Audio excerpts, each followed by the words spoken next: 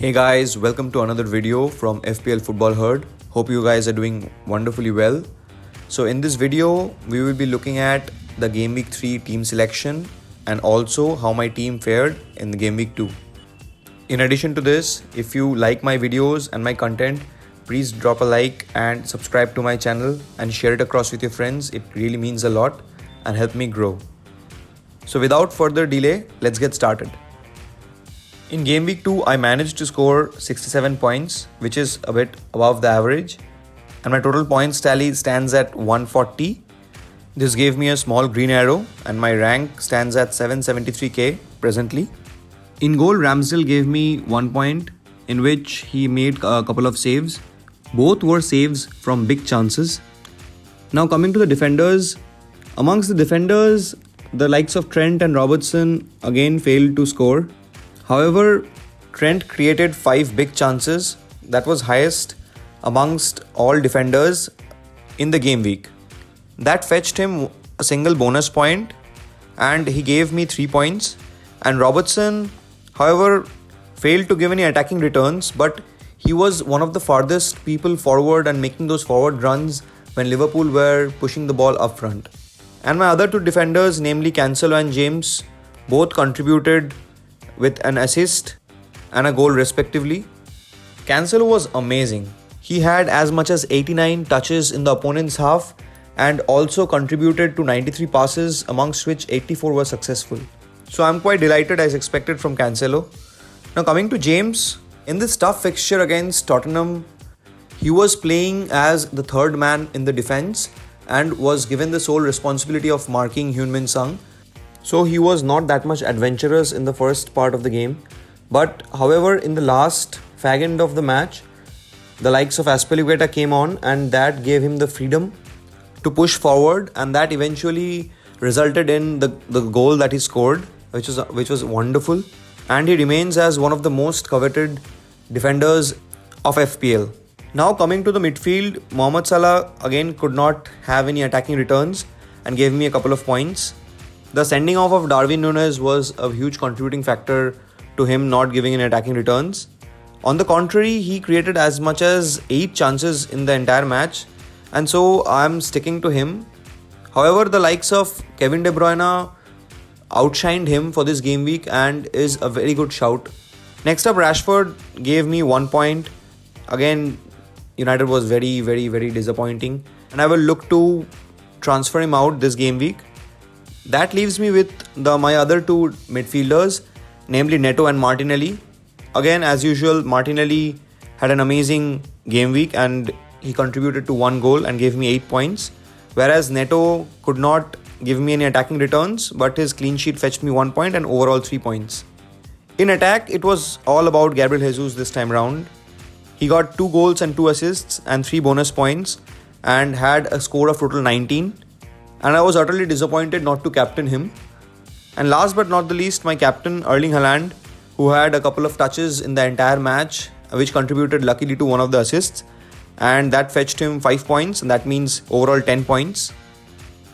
In my bench, Danny Ward gave me 1 point, and Neco Williams kept a clean sheet and gave 7 points, and Andres Pereira gave 3 points, and Archer was not featured in the match. So that sums up the entire team performance from Game Week 2. For Game Week 3, I'm looking for 3 transfers. The first would be to downgrade Robertson to Zinchenko. The second would be to switch to Raya from Ramsdale. And the third would be bringing in Trossard instead of Rashford. The selection was very obvious for all the 3. And if you want to know more, you can head over to my watchlist video where I have in details explained as to why Zinchenko, Raya, Trossard seem exciting to me for the Game Week 3 and the game weeks to follow. Now let's look at how my team is shaping up for the Game Week 3. In goal, I have opted for David Raya from Brentford, who faces Fulham in an away fixture. The Spaniard has made a save every 25 minutes in the couple of game weeks and made around 7 saves in total, and looks set to have a favourable run of games in front of him, namely with Fulham, Everton, Palace, Leeds, Southampton and Arsenal. So I am relying heavily on this budget goalkeeper. I've decided to play back 5 in Game Week 3 with Trent Alexander-Arnold, Cancelo, James, Zinchenko and Neco Williams. Trent faces a United side who are low on confidence and leaking goals, and also Trent has created 2 big chances this time round in the first 2 game weeks and is due a big haul. He also ranks highest in the expected assist and the expected goal involvement in the first 2 game weeks, and this could very well be the first game in which he explodes and scores a lot of goals and assists and gives us a lot of points. Next up, I have João Cancelo from Man City who face Newcastle. Even though Newcastle are a very well-drilled side, but you always expect the champions to break them down. Next up, I have Reece James who visit Leeds for an away fixture. The Englishman was forced to take a role in the back 3 in this previous fixture, but in this one, I'm quite sure that he will play the wingback role which he always plays for Chelsea. And if he's playing there from the start, I'm very much confident that he will get a lot of attacking returns this time round. My next player is Zinchenko from Arsenal, whom I have transferred in this game week, keeping in mind his wonderful form and the position he's playing for Arsenal. The 5th slot is filled by Neco Williams, who gave a clean sheet in the last game and faces a tricky Everton away fixture this time round. The Welsh international has impressed a lot in the first 2 game weeks and is ranked 4th in the expected goals involvement tally amongst all defenders in this season of the Premier League.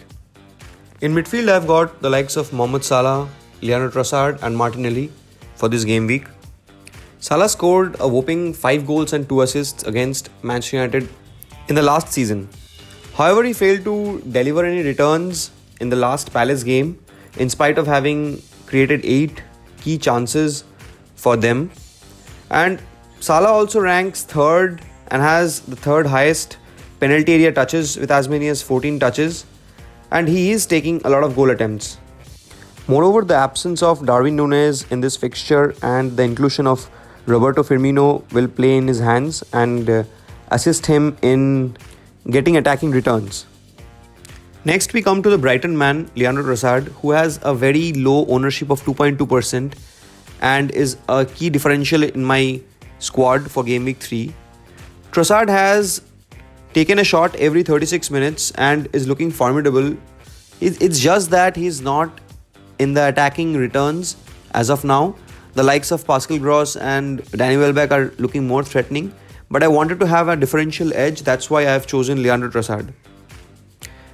Now 3rd, I have opted for Martinelli as he's a quite obvious pick and he was already there in my team and I have not switched him out. Martinelli is someone who had given attacking returns on both the game weeks with a goal each on Game Week 1 and Game Week 2. And Arsenal face a Bournemouth side who have conceded 39 chances from the left flank.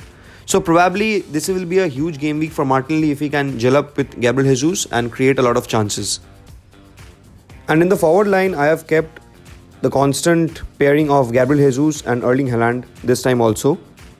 Jesus faces a Bournemouth side who have leaked 4 goals in the last match against City, and a similar outcome is on the cards according to me, because both the teams have a similar playing style and Gabriel Jesus is playing amazingly well.